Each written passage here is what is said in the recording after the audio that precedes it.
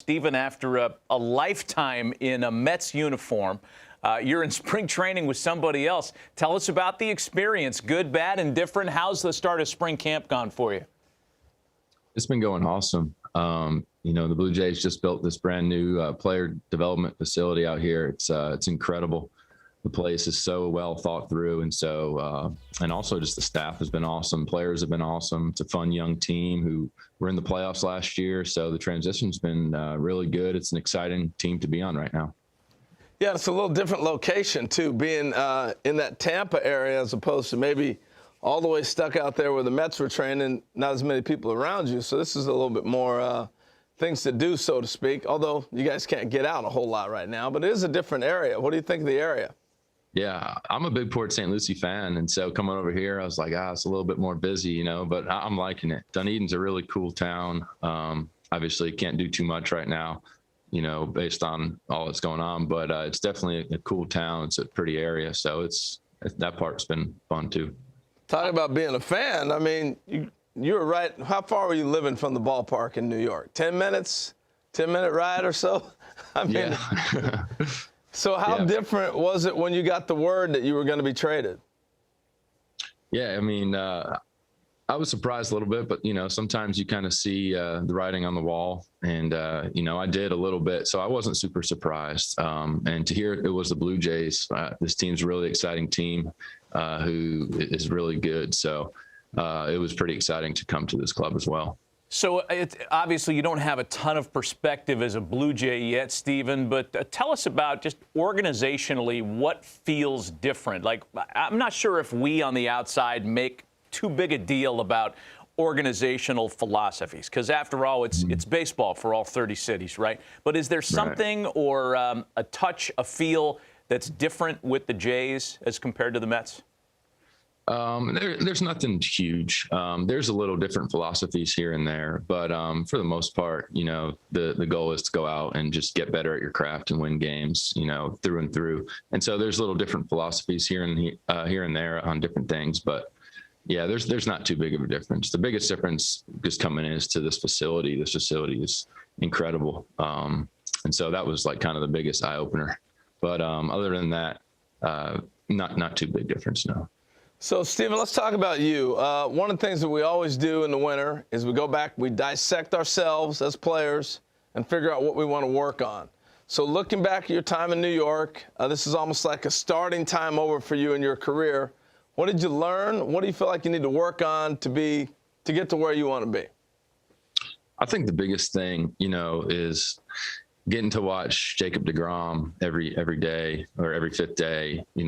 He knew exactly what type of pitcher he was, and he really didn't change that. He knew how he was going to attack guys, and so that's really, I think, my biggest thing that I want to bring over here is like, okay, I have a good sample size of what I had in the big leagues at this point. Like, who was I when I was successful?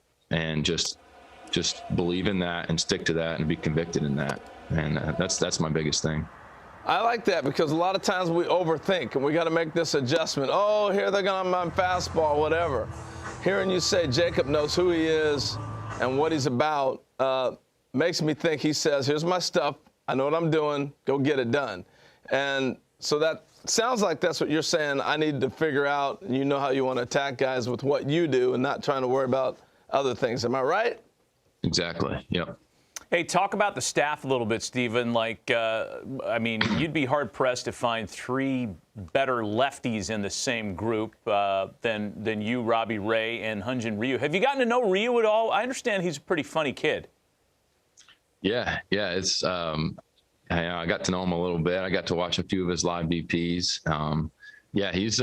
He's definitely cool. It's cool to be on the same team as him, just watching and learning from him. And he's been one of the best lefties in the game, the past few years or so. So it's pretty cool. I'm definitely going to learn from him. At what point do you kind of cozy up to a guy and ask him, hey, man, left-hander to left-hander, share some trade secrets with me. What do you got? How do you do this? What do you do for this situation? Are you at that stage yet in your Jays career? Yeah, definitely. After watching him, I definitely had a few questions for him on what he uses when and how he gets guys out and what percentage he throws this pitch. And yeah, just kind of learning that stuff.